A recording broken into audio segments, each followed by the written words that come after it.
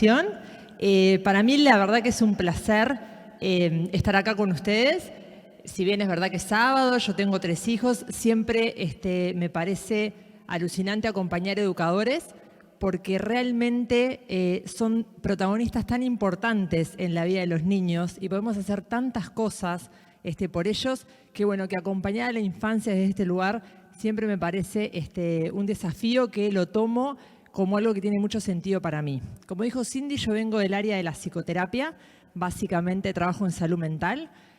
Dirijo la maestría en psicoterapia de adultos y familia y trabajo con mucha gente que es grande y que por alguna razón perdió su bienestar. Y hace 22 años que yo básicamente lo que hago es escuchar historias. Y muchas historias que tienen que ver con la forma en cómo estos adultos transitaron su infancia y la forma en cómo los fuimos acompañando. Y es desde ahí que yo vengo a construir estas charlas. Porque yo siempre digo, yo tengo el estudio longitudinal. Si bien no trabajo en investigación, como bien dijo Cindy, me encantan las maestrías porque me gusta mucho más estar ahí, pintarme las líneas de guerra y estar en el combate de lo que es el día a día de las personas. Lo que es verdad es que conozco mucho cómo terminan algunas historias y desde ese final es que yo quiero construir esto que les vengo a contar, que tiene que ver con la convivencia, ¿no? Con esto de aprender a convivir y con todos los desafíos que tenemos los educadores en el lugar que nos toque cuando acompañamos niños que en algún punto conviven. Y uno se preguntará, bueno, ¿pero qué hace una psicoterapeuta en un lugar de habilidades socioemocionales, la convivencia? Bueno, ¿qué tiene todo esto que ver con la salud mental? Y bueno, tiene muchísimo que ver y la idea es que ustedes puedan terminar la charla de hoy entendiendo un poco más cómo podemos acompañar los desafíos de la convivencia y cómo en algún punto ahí es donde muchas veces vamos a construir la mayoría de las habilidades socioemocionales de los niños. ¿Está bien? Así que si les parece, y antes de arrancar, porque yo no los conozco, yo le pregunté a Cindy, bueno, a ver, contame más o menos quiénes vienen, y me dijo más o menos un pantallazo general, pero lo que a mí me gustaría es que ustedes me definan un poquito cuáles son los problemas de convivencia a los que vos te enfrentás en tu práctica educativa. Yo me imagino que acá habrá maestros, capaz que acá hay educadores formales, informales, de educación inicial, primaria, algunos de secundaria. Entonces, ¿se animan a hacer este Mentimeter conmigo? Que es entrar a menti.com, ponen ese código y si no escanean ese código QR y que me definan en 3 palabras, sin tilde ni mayúscula, así podemos hacer que se parezcan. ¿Cuáles son los desafíos o los problemas de convivencia a los que ustedes se enfrentan en su práctica educativa? ¿Se animan? No sé, hay gente que dice, no, las peleas, los insultos, las agresiones. Bueno, no sé, no los quiero sesgar, pero quiero que me definan en 3 palabras cuáles son los problemas de convivencia a los que ustedes se enfrentan todos los días en su práctica educativa. Váyanlo poniendo, se los dejo acá un poquito más. ¿Todos pudieron escanear? ¿Sí? ¿Están llenando? ¿Sí? Bueno, a ver. Voy a ir viendo qué resultados me arroja este Mentimeter, que en algún punto los representa a todos ustedes con los desafíos que van teniendo, ¿no? Insultos, peleas vienen ganando, faltas de respeto, conflictos, conflictos, peleas, respeto, violencia verbal. ¿Vieron? Todo es como más o menos lo mismo, dicho distinto. Violencia, pelea. ¿Vieron como peleas, insultos? Parece que queda como medio fijo ahí en el medio. Violencia verbal, conflictos. Vamos a seguir viendo cómo este puzzle se nos va armando. Yo sé que hoy Pablo me estuvo contando, no lo pude venir a ver porque parte de lo que me pasó fue que tenía que ver qué hacía con mis hijos, que casi los traigo, por suerte los pude. Pero bueno, él me decía que estuvo hablando un poquito de lo que es la emocionalidad de ustedes frente a todo esto. Porque dice, claro, cuando tenemos niños que se pelean, que tienen conflictos, que en algún punto eso está atravesado por la violencia, por las agresiones, por la falta de empatía, de respeto. ¿Vieron cómo aparecen las mismas palabras más o menos repetidas? Uno dice, bueno, claro, ¿cómo nosotros de alguna manera nos enfrentamos a esto? Y en algún punto, ahí se dejó de mover, esto es un poco los problemas de convivencia a los que todos nosotros nos enfrentamos, ¿no? Entonces, miren lo que, a ver si esto cómo era, aquí. Miren lo que nos va a pasar con esto, ¿no? Nos enfrentamos básicamente a las peleas, los conflictos, la violencia.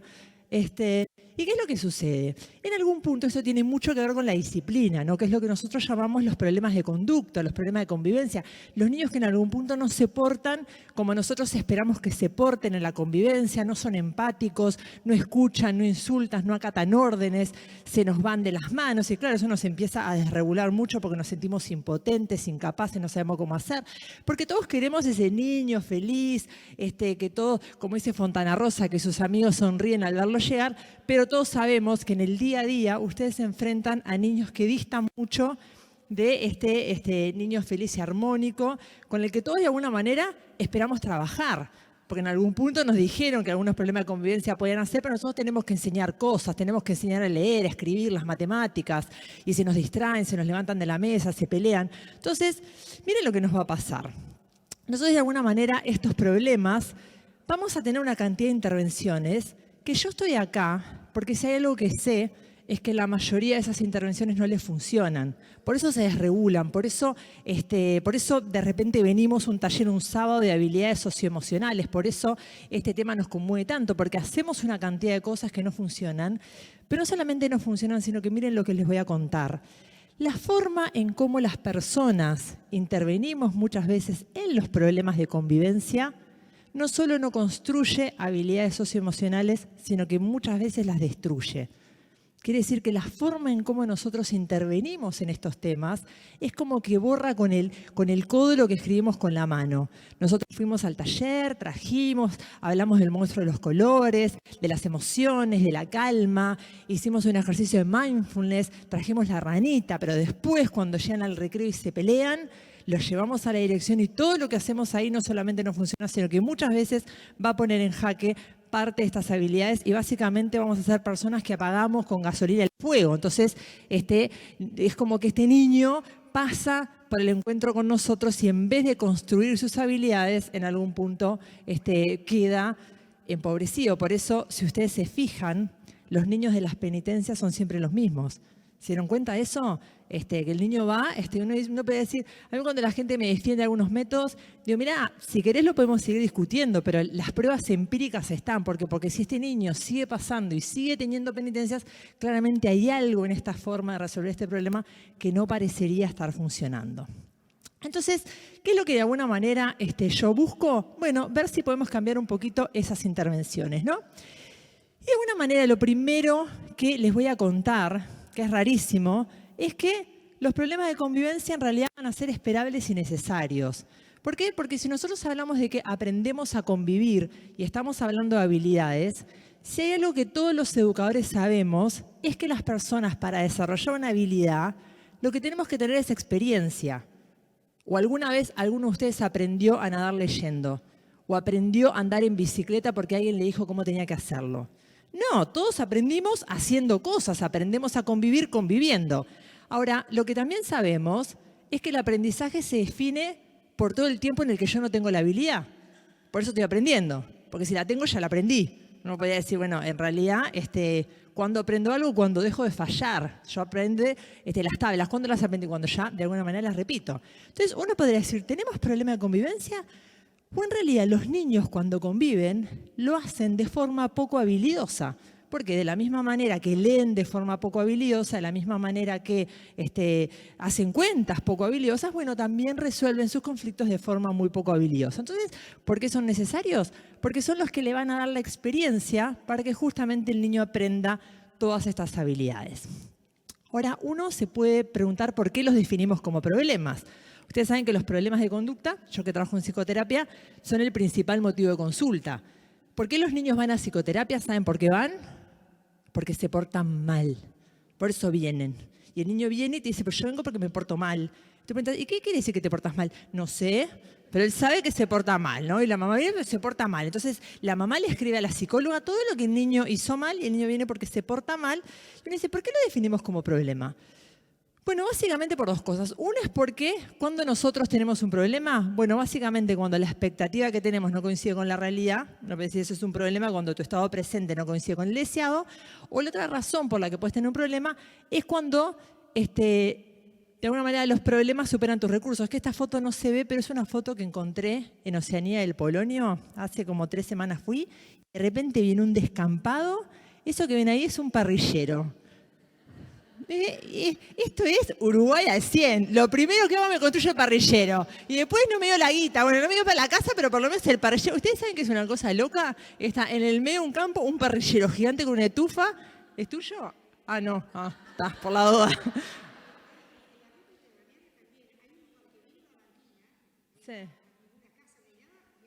Ahí está, porque prioridades son prioridades. Lo primero el parrillero, después. Entonces, bueno, ¿qué? Uno me dice, te faltaron recursos, pero uno dice, bueno, podemos tener un problema porque de repente, porque no tenemos recursos para enfrentar eso que nos pasa. Entonces uno puede decir, bueno, esto no parece ser un problema de los niños, no, parece ser un problema o de las expectativas de los que acompañamos o de los recursos que tenemos para enfrentar esto. Pero si el niño está aprendiendo a convivir, bueno, vamos a ver cómo le estamos enseñando, ¿no? Porque parecería ser que hay algo a nivel de nuestras expectativas o de nuestros recursos que no estaría funcionando del todo bien.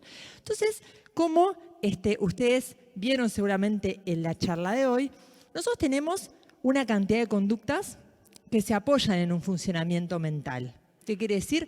Que nosotros para llevar adelante determinados comportamientos tenemos que tener cierta biología, ¿no? Acá tenemos una mamá con un niñito de 11 meses, tiene un campeón. Y uno dice, ¿por qué él no tiene la conducta de ir al baño? Porque todavía no tiene biología, el pobre, usa pañales, todavía no tiene cierta maduración como para que esa habilidad se tenga. Bueno, nosotros con las conductas, cuando nosotros definimos esto como un problema de conducta, básicamente estamos creyendo algunas cosas sin darnos cuenta. Estamos creyendo que el niño puede llevar adelante ese comportamiento, que sabe cómo llevarlo adelante, porque el tema es que no quiere, es un problema de conducta, ¿no? Uno puede decir, bueno, si alguno ahora se levanta y se va, bueno, uno podría decir, bueno, te podés quedar sentado, ¿sabés cómo quedarte sentado? Pasa que, bueno, de repente no querés quedarte sentado, te levantás y ya, pero de alguna manera podemos llevar adelante ese comportamiento. Ahora, ¿qué es lo que nosotros sabemos con los niños? Si hay algo que sabemos es que no hay nada que quiera más un niño que portarse bien. ¿Saben por qué? Porque biológicamente ellos saben que su supervivencia depende de nuestro amor y nuestra aceptación. No hay nada que quiera más un niño que mamá, papá, la maestra, el educador, los que están cerca, lo quieran, lo aprueben. Ahora, ¿qué le pasa? Claro, el funcionamiento de su mente no le da para hacerlo todo bien, porque de la misma manera que no le salen algunas cosas, tampoco le salen otras. Entonces, cuando nosotros pensamos en esto como un problema de conducta, partimos de la base de que el niño puede y sabe cómo hacer eso. ¿Y qué es lo que empezamos a hacer? Hacer una cantidad de cosas que funcionan muy bien cuando el problema es de conducta. Premiamos, castigamos, decimos, ponemos consecuencias. Y eso es bárbaro. Si el problema es de conducta, eso por lo general funciona muy bien. Ahora, ¿por qué no funciona con estos niños? Porque de repente el problema no pasa tanto por la conducta, sino que pasa por qué tan habilidosa es esa mente que sostiene este comportamiento. Entonces, lo primero que nosotros tenemos que empezar a tener es la expectativa de que las intervenciones que han demostrado ser mucho más efectivas son las que de alguna manera permiten un funcionamiento mental superior y no tanto un cambio en el comportamiento.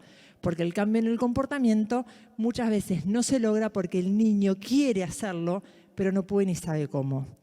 No saben la cantidad de niños que dicen: no puedo calmarme, no sé cómo. Yo sé que. Entonces el papá le dice: ¿te vas a portar bien hoy? Sí, papá, sí. Acordate que si te portás bien, te compro figuritas del mundial. Y viene el papá y me dice: ¿te das cuenta? Se comprometió, igual fue, y le pegó al amigo. Y sí, porque no tiene mente todavía para regular todo el enojo que le dio cuando el amigo pasó y le pateó la mochila. ¿Por qué? Y porque el enojo vino y se puso el balde, como muchas veces nos pasa cuando nos enojamos, porque levante la mano quien no conoce la sensación de tener un balde en la cabeza cuando estás enojado, ¿no? ¿Quién no ha escrito ese WhatsApp que no debería haber escrito? Yo me acuerdo de un chiste que decía: un teléfono va a ser verdaderamente inteligente cuando te diga: no mandes ese mensaje. Cuando el teléfono te diga: no mandes ese mensaje porque no estás en condiciones de ser habilidoso. Bueno, entonces uno podría decir, bueno, si personas que de alguna manera tenemos más desarrollo no lo logramos, imagínense lo que es el funcionamiento mental de un niño que de alguna manera está construyendo todo este cerebro, está de alguna manera en pleno proceso. De hecho, a veces nos pasa. Yo estoy por escribir un libro que se llama Mi hijo me saca. ¿Saben por qué? Porque no saben la cantidad de veces que lo escucho por semana. Yo te entiendo, Lorena, pero mi hijo me saca. Yo, si te saca a vos, que tenés 45 años de evolución, ¿qué quiere decir? Que estaba muy zarpada la energía que estaba pasando ahí, porque no pudo ni tu niño, pero tampoco pudiste vos. ¿Qué quiere decir? Que era tu match lo que estaba pasando ahí. No sé lo que era, pero me di cuenta que tu cerebro de 45 años tampoco pudo estar regulado. Entonces, vos querés que el de 8 lo logre. Entonces, lo que de alguna manera tenemos que empezar es a desarrollar estrategias que de alguna manera mejoren el funcionamiento mental de estos niños, ¿no? ¿Por qué? Porque de alguna manera nosotros venimos con la capacidad para convivir de forma empática, pero tenemos que aprender a ser empáticos cuando estamos enojados. ¿Y vieron qué difícil que es eso? ¿Ustedes son empáticos cuando están enojados? No, nadie es empático. ¿Saben lo que hace el enojo? Nos dan ganas de matar al otro, lo queremos destruir, le damos donde más le duele. Yo hace mucho tiempo que trabajo con parejas, desde que vengo trabajando con familias, y una de las cosas por las que durante mucho tiempo la terapia de pareja fallaba era porque quería que la gente hablara bien enojada. Y se dieron cuenta que nadie enojado habla bien. Que de alguna manera las parejas que mejor funcionan son las que saben manejar el enojo para conversar en un momento donde el enojo te permite ver al otro. Porque cuando estamos enojados no somos empáticos, ni el niño ni nosotros, porque el enojo de alguna manera genera eso. Entonces nosotros venimos con la potencialidad de ser empáticos, respetuosos, de trabajar con metas a largo plazo, de poder hablar de nuestros problemas, pero tenemos que de alguna manera desarrollar esa habilidad y eso se desarrolla en el estímulo. ¿No? Entonces, como nosotros sabemos, y esto en realidad no es nada nuevo, pero nosotros venimos con lo que a veces llamamos como un cerebro de la supervivencia, que es donde está todo este sistema límbico de las emociones primarias. ¿Cómo se llama tu niño? Ramiro. Ramiro nació al mundo. ¿Ramiro se enoja? Se enoja, ¿no? ¿Vos le enseñaste a patalear, le enseñaste a hacer berrinche? Vino solito, ¿no? Como que venía con un software básico donde Ramiro de alguna manera, cuando las cosas no son como él quiere, sabe enojarse y sabe enojarse de una manera que hace que uno se desespere para tratar de solucionar. Y uno dice, ¿y quién le enseñó esto? Su cerebro de supervivencia ya vino con todo un sistema muy primitivo y muy básico para sobrevivir. Entonces cada emoción tiene como un sistema on-off. ¿Qué quiere decir? Que viene como con 2 o 3 botoncitos para funcionar. A mí cuando me dicen que los niños son violentos, digo, lo correcto sería decir que son primitivos. Porque violento es una intención premeditada de hacer daño, donde la crueldad es lo que de alguna manera define el patrón de comportamiento. Y vos lo ves al enano de 6 años que es un divino, que es un tierno, pero rompe todo. Y dice, no es violento, es primitivo. ¿Qué quiere decir? Que cuando se enoja, aprieta el botón. El único que tiene. ¿Por qué? Porque el cerebro viene con uno. ¿Cuál es? Adivinen. Pegar y escupir. Pegar e insultar. Pegar, romper todo. Yo qué sé. Capaz que tiene algún otro. Y vos querés que hable lo que le pasa, que diga que está enojado. No, eso tiene que ver con el cerebro de la convivencia, que de alguna manera es toda una corteza prefrontal que sabemos que demora unos 20 a 25 años en desarrollarse en su máximo potencial. Entonces, lo que tenemos que entender es que a veces no hay biología para ser empáticos. Porque además esto se nos complica un poquito más con lo que son las variables temperamentales. Porque ustedes saben que hay una variable, el temperamento es un poco como con la personalidad con la que nosotros venimos al mundo, ¿no? A veces las personas creemos que todo tiene que ver con que la mamá es primeriza, o es el hijo mayor, o es el del medio, o es el menor. Y uno dice, eso sería como creer que venimos al mundo como si fuéramos una hoja en blanco y todo lo que pasa nos va imprimiendo nuestra personalidad. Y lo que nosotros sabemos es que venimos con variables temperamentales que en algún punto regulan nuestra vulnerabilidad para aprender ciertas cosas, donde el tipo de afectividad es una de ellas. ¿Qué quiere decir? Que hay niños más calentones, hay niños más intensos, hay niños más miedosos, hay niños más fluctuantes, hay niños más optimistas. A mí cuando la gente dice, no, porque el duérmete niño me funcionó. Y el otro dice, ay, a mí no me funcionó para nada. No, eso es porque lo aplicaste mal. Dice, no, eso es porque hay niños mucho más regulados que otros. Hay niños que con 3 días duermen toda la noche y otros que te demoran 30 años en dormir toda la noche, porque son más, toda la biología es como más complicada. Entonces, uno dice, bueno, vamos a suponer que entre estos cerebros, ¿no? Que uno podría decir, bueno, se van como construyendo rutas que a veces, cuando las emociones se activan, quedamos como primitivos, básicos, ¿no? Con los 2 o 3 botones que nosotros tenemos, porque los otros botones de alguna manera los vamos a tener que ir construyendo. Tenemos niños que a los 5, 6, 8 años, no sé qué edades tienen ustedes, pero miren, ese cerebro azul está cerca de los 20, seguro cerca de los 20 ninguno tiene a nadie, ¿no? Seguro son todos más chicos.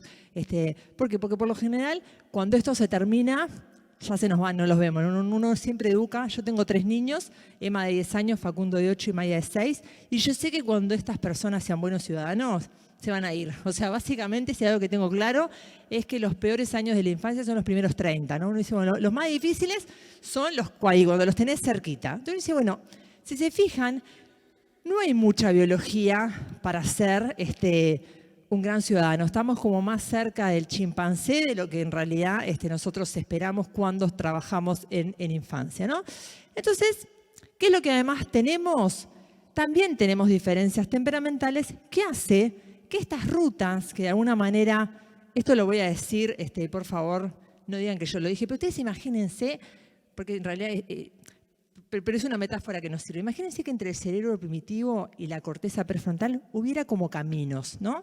Entonces, yo me enojo, quiero pegarte, pero imagínense que fuera un trencito a la corteza prefrontal y dijera, no, mira, si le pegás, le va a doler, ¿viste? Y eso no está bueno porque tú lo querés. Y entonces se conecta con otro que dice, no, y aparte la maestra se va a enojar, te va a poner en penitencia. Entonces esa información vuelve al cerebro primitivo y dice, che, no hagas eso porque... Entonces, estas rutas que de alguna manera permiten recuperar información, recordar, hay niños que tienen autopistas, que rápidamente las construyen, que rápidamente regulan, que rápidamente entienden.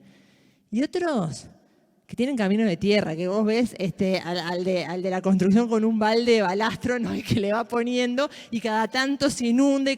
Yo vivo en el Pinar, ¿no? Hay gente que vive en el Pinar, que llueve y se llena de pozos, ¿viste? Y dice, bueno, hay veces que esas rutas se construyen con más dificultad. Entonces, de la misma manera que tenemos niños con facilidad para los idiomas, con facilidad para la electroescritura, con facilidad para los deportes, también tenemos niños que temperamentalmente tienen muchas más facilidades para ser emocionalmente habilidosos, socialmente empáticos.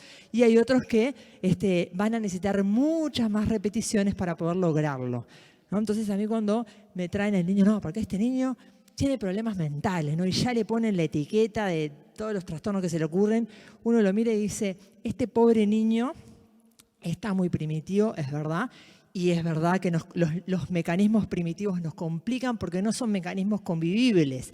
Es muy difícil convivir con mecanismos primitivos, o sea que uno siempre le da la derecha al adulto que acompaña, pero una cosa no quita a la otra. Uno mira y dice, sí, lo que pasa es que este niño necesita mucho más estímulo, mucho más contexto, mucho más repeticiones para poder aprenderlo. Y por lo general son los niños que tienen los contextos más empobrecidos, porque si uno se pone en el lugar del niño, son los más criticados, los más castigados, los más rechazados. Entonces uno dice, es como que entro en un círculo vicioso donde la falta de habilidad en algún punto me aleja del contexto que me la va a enseñar, ¿no? Porque son como los que de alguna manera uno dice, che, te toca fulano, ay, no te puedo creer, mi grupo, no me lo podrás cambiar porque ya vengo del año anterior que tengo a Mengano. Dice, uno se va dando cuenta que son niños que nos van pesando cuando en realidad son los que también más nos necesitan. Entonces nosotros tenemos diferencias también en esto, ¿no? Entonces, los problemas de conducta, de disciplina, la violencia, la falta de empatía, la falta de respeto, todas estas cosas que nosotros catalogamos de problemas, en realidad podríamos cambiar la forma de definirlos y decir, bueno, son niños que no logran resolver adecuadamente o en forma superior los problemas socioemocionales que se le presentan. Si ustedes se fijan, la mayoría de los problemas de los niños van a tener que ver con interacciones o con emociones que los niños no logran resolver, ¿no? Entonces, si nosotros empezamos a mirarlo de esta manera, podríamos decir, ¿no?, que tenemos estas emociones con botoncitos que de alguna manera siguen siendo muy primitivos y tenemos que ampliar un poco esta consola. Entonces, básicamente, ¿qué tenemos que empezar a pensar? Y por eso estamos en esta jornada. Los problemas de conducta no son problemas de conducta, son fallas en las habilidades socioemocionales también, ¿no? Y a veces nosotros creemos que las habilidades socioemocionales van por un lado, entonces enseñamos las emociones y los problemas de conducta van por otro. Y entonces a mí me pasa que voy a instituciones educativas y me preguntan, no, nosotros tenemos todo un taller para manejar la emocionalidad. No, eso lo tenemos cubierto. Por eso no te llamamos. Pero queremos saber cómo hacemos para que los niños se porten bien. Dice, vamos a charlar de vuelta, porque si tú crees que desde esa mirada tenés un buen programa para desarrollar niños emocionalmente habilidosos, tenemos que cambiar este paradigma, porque de alguna manera el problema de conducta es la expresión de la falla en la habilidad. Y ese es el momento donde de alguna manera el niño necesita más dirección, porque es cuando no le está saliendo bien. Entonces como que decía, además vamos al taller y le enseñamos al niño a nadar. Bueno, después se va a tirar a la piscina y es ahí cuando se está ahogando que de alguna manera necesita que le enseñemos esta habilidad. ¡Uy, Cuchita! La verdad que se ha portado divino, un genio. Este sí que es un aplauso se merece cuando terminemos. A vos te estamos dando un aplauso. Divino. Bueno, entonces, ¿qué necesitamos los que acompañemos a Ramiro? Bueno, básicamente necesitamos habilidades para enseñar habilidades, ¿no? Es como decir, nosotros tenemos que ser habilidosos justamente para enseñar estas habilidades de convivencia en el momento donde la habilidad se expresa menos. Entonces, para esto, yo les voy a dar 3 cosas que tenemos que aprender. ¿Por qué les voy a dar 3? Porque a mí me gusta, como siempre, ser práctica, ¿no? Decir, 7 cosas, no vamos a llevarnos 3 cosas de acá como para poder irnos con algo. Primer cosa, todos tenemos que cambiar la mirada. Tenemos que dejar de hablar de problemas de conducta. Tenemos que empezar a hablar de cuáles son las habilidades que los niños tienen que desarrollar. Insulta, ¿cuál es la habilidad? Tiene que aprender a poner en palabras lo que le pasa. Pega, ¿cuál es la habilidad que falta? Tiene que aprender a negociar. No se queda sentado, ¿cuál es la habilidad? Tiene que aprender a esperar su turno. Rompe todo, ¿qué habilidad? Tiene que aprender a recuperar la calma. Si nosotros empezamos a pensar en habilidades, se nos empieza a oxigenar el cerebro, ¿no? Porque yo siempre digo, a veces la pregunta define un poco la respuesta. Si vos pones en Google cómo hago para que se porte bien, no es lo mismo que si pones en Google cómo hago para que se enoje mejor. ¿Entienden? Uno dice, estás en la habilidad, porque en algún punto estás mirando al niño y estás diciendo, bueno, ¿cómo hago yo para que este niño logre desarrollar esa habilidad? Y a veces es importante. Miren, a mí me pasa, yo trabajo hace mucho tiempo con familias, y siempre me pasa que la primera sesión yo los dejo un poco hablar a los papás, a las mamás, porque bueno, vienen como muy cargados, entonces están enojados, y ellos se sientan y me dicen, porque yo quiero saber cómo hago para que no le pegue al hermano. Mientras esa sea la pregunta, nada de lo que yo te diga va a funcionar, porque no estamos en la habilidad. Entonces, ¿cómo hago para que no le peguen? No podemos aprender desde el no puedo enseñarte a no hacer algo. La pregunta es, ¿cómo puedo hacer para que pueda negociar con su hermano? ¿Cómo puedo hacer para que resuelvan sus diferencias de la mejor manera?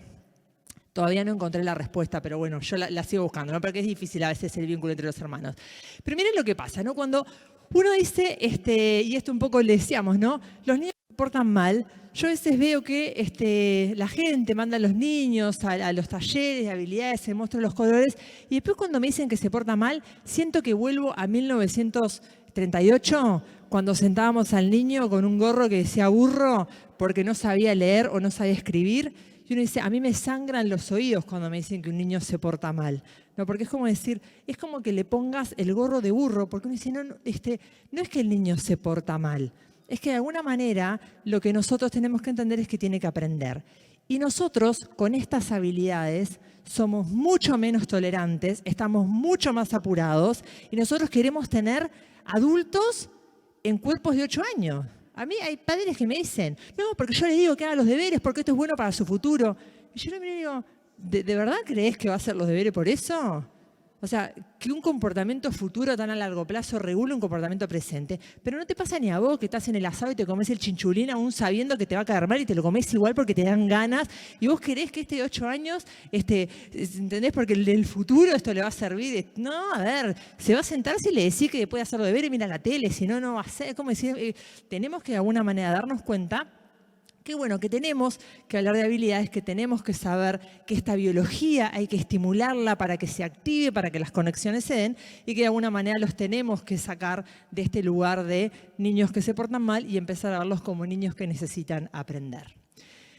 Segunda cosa importante, el estímulo. Uno dice, ¿cómo aprendemos? ¿Cómo aprendemos a hablar? ¿Cómo Ramiro va a aprender a hablar? Si la mamá le dice mamá, mamá, entonces Ramiro la va a mirar y después va a decir papá, seguro que primero va a decir eso, pero dice, aprendemos por estímulo. Todo lo que nosotros aprendimos, de una forma u otra, alguien lo estimuló. Entonces, en esto del aprendizaje voy a volver a retomar todas las teorías del aprendizaje que nosotros sabemos. Y miren, antes de hablar les voy a contar mi historia, ¿no?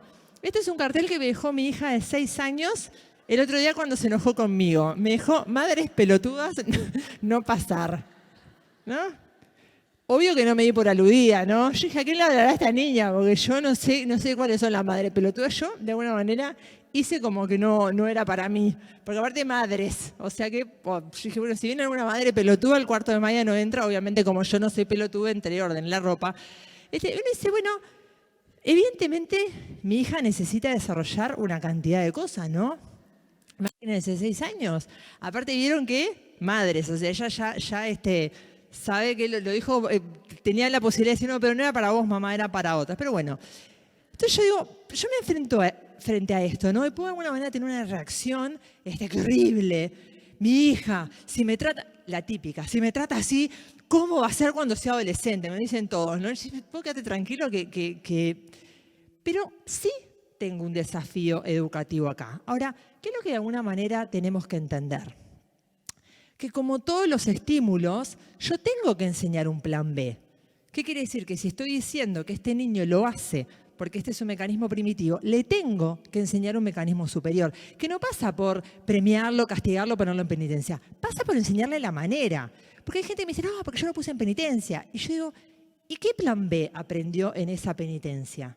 Y le pusiste la suspensión, se quedó sin ir a la granja. Yo no lo cuestiono, de repente son las reglas, no sé, no me importa. Pero la pregunta es, ¿cuál es el plan B que aprendió? La próxima vez que se enoje. ¿Sabes lo que va a hacer la próxima vez que se enoje? Lo mismo que hizo, porque el cerebro va a ir al plan A. Porque acuérdense, emoción siempre tiene que ver con esta energía que tiene que ponerse afuera. Entonces, si no sale por la convivencia, sale por la supervivencia, pero por alguna manera sale. Entonces, el niño tiene la penitencia, se quedó sin ir a la granja porque le pegó un amiguito. Y le pregunté, y la próxima vez que se enoje, contame cómo quedarse sin la granja, le enseña un plan B. Y ahí vamos viendo por qué es que esto no funciona tanto. Entonces uno dice, ¿cómo aprendemos? Primero aprendemos en positivo. Yo le puedo decir a mi hija, ¿cómo me vas a dejar ese cartel? Bueno, me lo dejó porque estaba enojada. Maya, la próxima vez decime, mamá, estoy enojada. Le doy la forma en positiva, específica y concreta para que lo pueda hacer mejor. Aprendemos por partes. Es como, a veces uno ve que el adulto interviene con el niño y le quiere enseñar todo al mismo tiempo. Entonces, por ejemplo, miren lo que me pasó con Maya. Ella me dejó ese cartel, pero en realidad ella estaba muy enojada porque yo no los había dejado mirar la tele porque ya era tarde. Antes ella rompía todo y tenía, porque es bastante calentona. Ella de alguna manera no mira la tele, se lava los dientes, se va a dormir y me deja el cartel. Si se fijan, yo gané una batalla. Se fue a dormir porque de alguna manera a las 9, perdí otra. No pudo decirme que estaba enojada, pero pudo respetar el límite. Entonces yo puedo sumar. No, ¿cómo me vas a hablar así? Entonces me dice, si te vas a la cama. Y dice, seguís escalando. Y dice, pará. No podemos aprender a sumar, a restar, a multiplicar, a dividir, a hablar en inglés y a tirar la pelota al arco todo en la misma. Uno dice, vamos aprendiendo por parte. Entonces a veces uno ve que nosotros queremos enseñarle 7 habilidades al niño. A que negocie, a que sea empático, a que diga lo que le molesta de forma amable, a que respete el límite. Y uno dice, vamos a dividir todos los aprendizajes por parte. Cuando uno ve el cuaderno de primero de un niño, la maestra corrige algunas cosas, no corrige todas.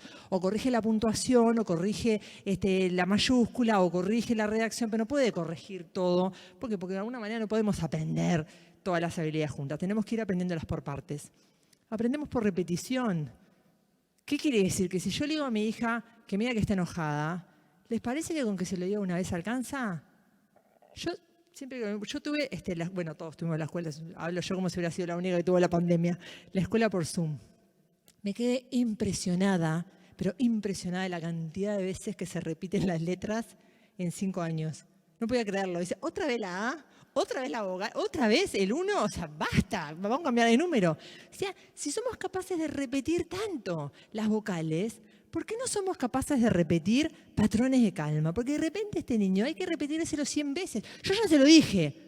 Decíselo más, decíselo distinto, decíselo 80 veces más, porque para aprender cualquier cosa necesitamos mucha repetición.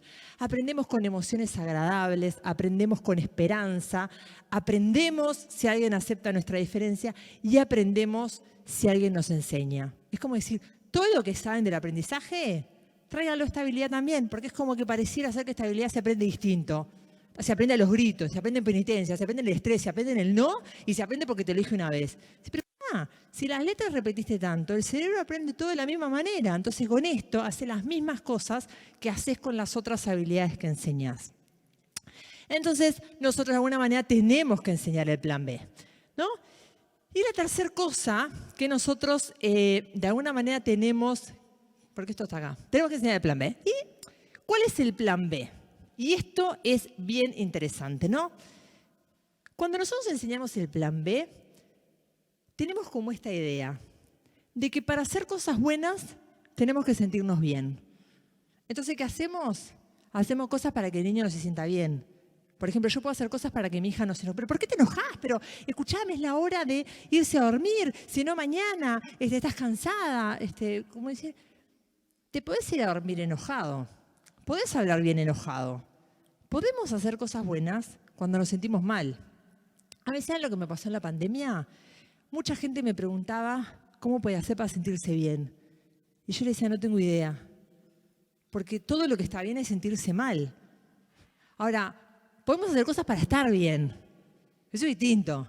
Sentirse bien, la verdad, no sé. Yo estoy muerta de miedo, estoy muerta de bronca, estoy muerta de tristeza, estoy asustada. Ahora, ¿eso quiere decir que me tire a tomar un litro de helado, que baje la persiana y que deje de trabajar? No.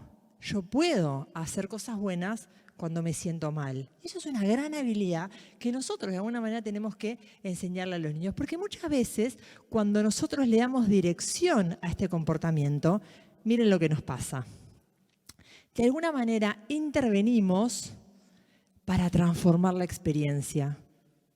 No te enojes, no te pongas así, no es para tanto, cálmate. Si seguís haciendo esto, entonces te va a pasar X. No puede ser que en realidad, nosotros no tenemos por qué cambiar la experiencia del niño. Podemos ser altamente validantes con su experiencia y absolutamente firmes con la forma en cómo resuelve la experiencia. Porque en esa forma, claro que necesita dirección. Porque el cerebro, acuérdense, va al plan A y el plan A es de supervivencia, no es de convivencia. El plan A nunca tiene dirección, el plan A es automático. ¿Por qué? Porque es el cerebro con las 4 premisas básicas para sobrevivir. El cerebro de la convivencia es el que le da dirección a las cosas. Entonces, ¿qué es lo que de alguna manera nosotros tenemos que estimular? Es un plan B que le dé dirección donde el niño con sensaciones desagradables pueda hacer cosas buenas. Que eso es lo que de alguna manera hace el cerebro de la convivencia. La gente con la que se puede convivir no es gente que se siente mejor, es gente que sabe hacer cosas buenas, aún con estados desagradables. Y esto es una gran habilidad muy vinculada a la salud mental de las personas, que es aprender a sentirse mal. ¿Saben por qué? ¿Por qué existe tanta patología? Porque si hay algo que la gente no sabe es tener experiencias desagradables. De hecho, hay muchas investigaciones que hablan de que entre la gente deprimida y la que no está deprimida, no es tanto que desarrollen estados de tristeza distintos. Es como que yo te agarro 2 adolescentes. Uno es depresivo, el otro no. Los dos frente a la pérdida de un examen se ponen igual de tristes. Pero mientras que el que no va a desarrollar depresión tiene mejores estrategias de afrontamiento, va a llamar a un amigo, sale, llora. El otro tiene muy malas estrategias, deja la carrera, abandona todo, yo qué sé. Las estrategias de afrontamiento del malestar son grandes indicadores de salud o psicopatología en las personas. Entonces, ya que estamos acá y que estamos con niños, enseñémosle a los niños a atravesar sensaciones desagradables con buenas estrategias. Denle dirección a la estrategia, no a la experiencia. Es como que estoy cansada de ver gente, ¿cómo hago para que no se enoje? No tengo ni idea. Y si sabés, avísame que nos llenamos de oro. Si llegas a descubrir el botón que apaga la emoción, no sé, avísame dónde está. Hasta ahora nadie sabe cómo suprimir una experiencia. Y de hecho no hay nada que active más una emoción que querer suprimirla. No te preocupes. No te enojes por eso. ¿Cómo te vas a enojar por esa pavada? Es como decir, si hay algo que preocupa a una persona preocupada, es que le digas que no se preocupe. Si hay algo que enoja a una persona enojada, es que le digas que no se enoje por eso. Absolutamente validante que no da dirección. Y conozco gente que da dirección, pero no valía nada. Y uno dice, no, juntemos lo mejor de los dos mundos. Seamos tiernos con las experiencias de los niños, validantes. Entiendo que estás enojado. Todo lo que vimos en los talleres, le ponemos nombre a la emoción, la conectamos con una causa, desarrollamos un patrón de calma, validación al 100%, empatía, regulación. Ahora, una vez que la conexión está, claro que este niño necesita dirección. Pero entonces me ha pasado de ver videos de disciplina positiva, que me rechina un poco el término, porque es como que la disciplina en realidad siempre es positiva, porque es lo que de repente puede ser positivo es el método para impartir disciplina, pero que de repente entonces ves personas que son muy validantes, entonces ves que el nene rompe todo, dice, ¿en algún momento le vas a dar dirección a esto? ¿En algún momento le vas a enseñar a este niño a hacerlo distinto? Porque este niño necesita de tu estímulo para poder aprender ese plan B. Entonces, no tenemos que elegir entre una y la otra. Y acá es donde el corazón y la razón se nos juntan. Y estos son como las competencias emocionales que, seguramente ya todos las conocen, que es esto de poder, de alguna manera, desarrollar acciones que puedan ser superiores, que puedan ser empáticas, compasivas, que tengan dirección con la experiencia que de alguna manera podemos ser absolutamente validantes con eso. Entonces, para terminar, los niños son heterorregulados. Es como decir, el niño necesita que vos lo regules. A mí cuando me hablan de autorregulación, porque el niño no se autorregula. Y no, que se va a autorregular, si no tiene capacidad para hacer eso. No, porque es adicto a las pantallas. No es adicto a las pantallas, es que las pantallas le activan el circuito de la dopamina y no tiene cerebro para poder regular eso. Te necesita para poder darle dirección a esa experiencia. Entonces nosotros esperamos, como esta cosa, ¿no? Que a veces yo siento que la gente cree, no sé, que la salud mental se compra en un kiosco o, ¿viste? La bajamos por internet, por Mercado Libre y dice, para poder tener salud mental necesitamos que de alguna manera alguien nos ayude a regular todo esto. El niño no viene con esta capacidad y no porque lo pongas en penitencia la va a desarrollar. Entonces nosotros tenemos que entender que esta posibilidad de darle dirección en algún punto en la infancia tiene que ver con los vínculos. Y en la medida que los niños van desarrollando conexiones, cada vez más van moviéndose a lo que llamamos la autorregulación. Pero al principio, los niños, tú tenés que ser la calma que este niño no tiene y tú tenés que de alguna manera ayudarlo a que pueda serenar esa activación. Entonces, ¿qué 3 cosas tenemos que cambiar? Bueno, tenemos que cambiar las expectativas. No son problemas de conducta, son niños con pocas habilidades y de la misma manera que no tengo la expectativa de que un niño a los 10 años maneje ecuaciones de segundo grado, no debería tener la expectativa de que el niño a los 8 años va a poder ser empático cuando se enoje. Cambiemos las expectativas. De alguna manera necesitan para desarrollar esta habilidad. Segundo, cambiemos la medida del éxito. No queremos niños que se porten bien, queremos niños habilidosos para convivir. Queremos niños con los que podamos convivir. ¿Qué quiere decir? Que de alguna manera necesitamos cerebros de convivencia que tenemos que estimular. Y cambiemos la estrategia. No es solucionemos el malestar para que se entienda. Es con malestar. Hagámonos cargo de que tenemos que enseñarle a los niños a sentir miedo, tenemos que enseñarle a enojarse, tenemos que enseñarles a sentir tristeza, tenemos que ayudarlos a que desarrollen buenos programas para atravesar esto. Entonces, mientras que yo puedo estar, no puede ser que este niño se porte mal, ¿cuál es la penitencia que le puedo poner para que aprenda? Digo, bueno, este niño no se porta bien ni mal. De alguna manera esto es una habilidad más que tiene que aprender. Mi medida del éxito es que aprenda a negociar, a ser empático, a tolerar, a aceptar que las cosas no van a ser como él quiere. Y la estrategia es cómo puedo hacer para enseñarle que no siempre las cosas van a ser como él tiene ganas. Y no tiene por qué saberlo a los 8 años. Esto es una habilidad bien difícil, aceptar que las cosas no son como yo quiero. No, porque él no, siempre le gusta que las cosas sean como él quiere. Y yo lo entiendo. A mí también. Lo que pasa es que aprendí, que bueno, que tal, yo qué sé, a veces pasa, a veces no, la mayoría de las veces no, pero bueno, aprendí a bancarlo, pero no es que digo, uy, ¿cómo me gusta que las cosas no sean como yo quiero? ¿Cómo lo disfruto? Realmente, qué lindo que es eso. Obvio que todos queremos que las cosas sean como nos gustan, pero bueno, aprendemos que eso no es así. Entonces, a mí me encanta este proverbio africano, ¿no? Que dice, para criar a un niño se necesita una aldea. Y yo le agregaría al proverbio africano una aldea emocionalmente fortalecedora, ¿no? Si nosotros queremos personas con salud, necesitamos ser contextos que enseñen habilidades, que enseñen a los niños a ser emocionalmente fuertes.